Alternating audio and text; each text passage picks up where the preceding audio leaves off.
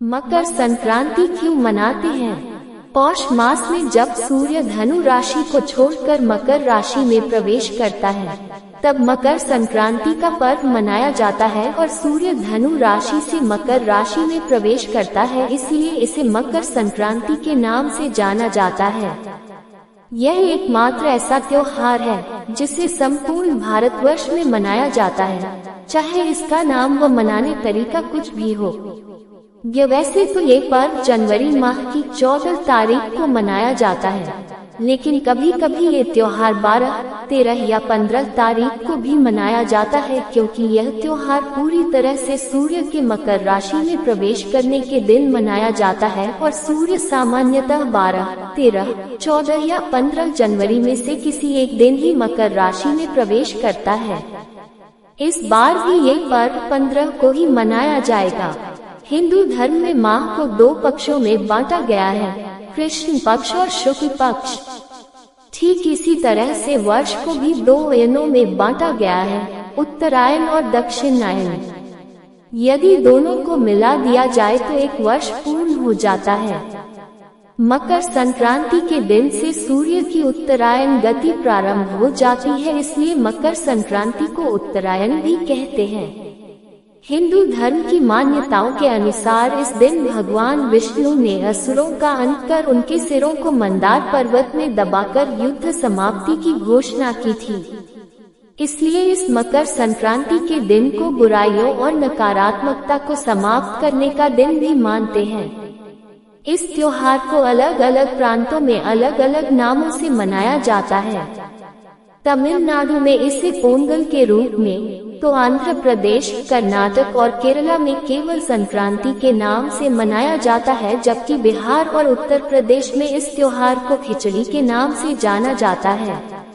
उत्तरायण को देवताओं का दिन अर्थात सकारात्मकता का प्रतीक माना जाता है, इसीलिए इस दिन जप, तप, दान, स्नान, श्राद्ध, तर्पण आदि धार्मिक क्रियाकलापों को विशेष महत्व दिया जाता है। क्यों मनाते हैं मकर संक्रांति?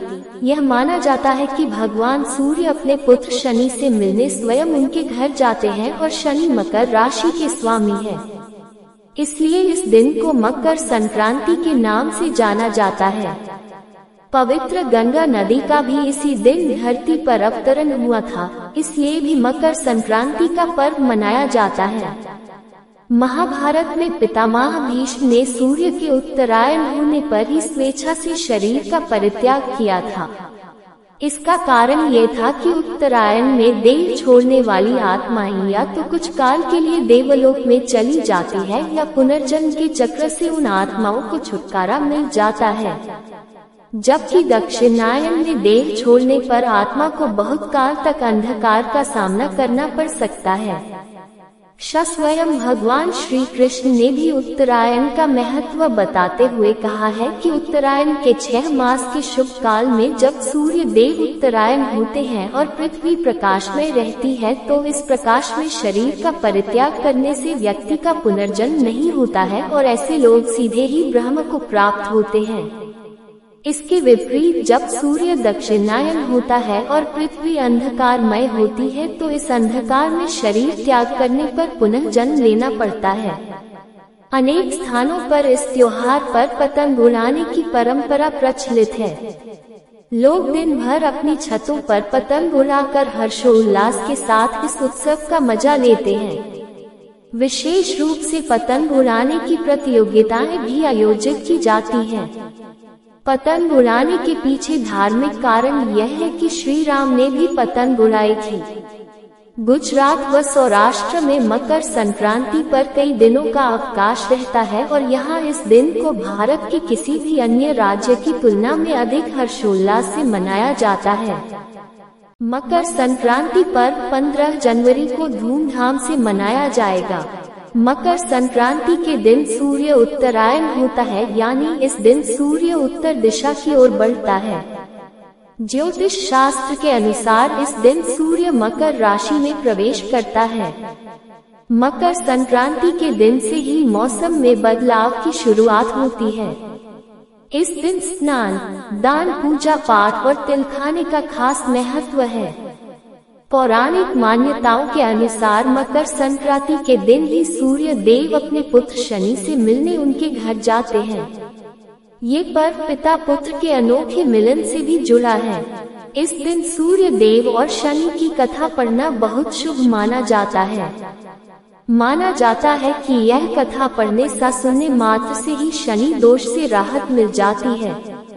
आइए जानते हैं इस कथा के बारे में। मकर संक्रांति की कथा। पुराणों के अनुसार सूर्य देव और उनके पुत्र शनि देव के संबंध अच्छे नहीं थे। इसके पीछे की वजह थी सूर्य देव का शनि की माता छाया के प्रति उनका खराब व्यवहार। दरअसल जब शनि देव का जन्म हुआ तो उनका काला रंग देखकर सूर्य देव क्रोधित हो गए था और उनके जन्म के दौरान कहा था कि ऐसा पुत्र मेरा नहीं हो सकता। शनि के जन्म के बाद से ही सूर्य देव ने शनि देव और उनकी माता छाया को अलग कर दिया था। ये दोनों जिस घर में रहते थे उसका नाम कुंभ था। जब छाया ने दिया सूर्य देव को श्राप, सूर्य देव के इस व्यवहार से उनकी पत्नी छाया बेहद क्रोधित हुई और उन्होंने सूर्य को कुष्ठ रोग का श्राप दे दिया। इस श्राप से क्रोधित होकर सूर्य देव ने छाया और शनि देव का घर जलाकर राख कर दिया। इसके बाद सूर्य देव की पहली पत्नी संज्ञा से हुए पुत्र यम ने सूर्य देव को छाया के श्राप से मुक्त कराया। इसके साथ ही यम ने सूर्य के सामने मांग रखी थी कि वह माता छाया और शनि के प्रति अपने व्यवहार में बदलाव लाएं। सूर्य को भी अपनी गलती का एहसास हुआ और वह पत्नी छाया और पुत्र शनि से मिलने उनके घर पहुँचे। जब सूर्य शनि के घर पहुँचे तो देखा कि वहाँ सब कुछ जलकर बर्बाद हो गया था। सूर्य देव को देखकर शनि देव बेहद प्रसन्न हुए और काले तिल से अपने पिता का स्वागत किया था। शनि देव के इस व्यवहार से सूर्य देव बहुत प्रसन्न हुए। उन्होंने शनि देव को एक नया घर दिया जिसका नाम मकर था। सूर्य के आशीर्वाद से ही शनिदेव दो राशियों कुंभ और मकर के स्वामी हो गए। सूर्य ने शनि को आशीर्वाद दिया कि वो जब भी उनसे मिलने उनके घर आएंगे तो उनका घर धन धान्य से भर जाएगा।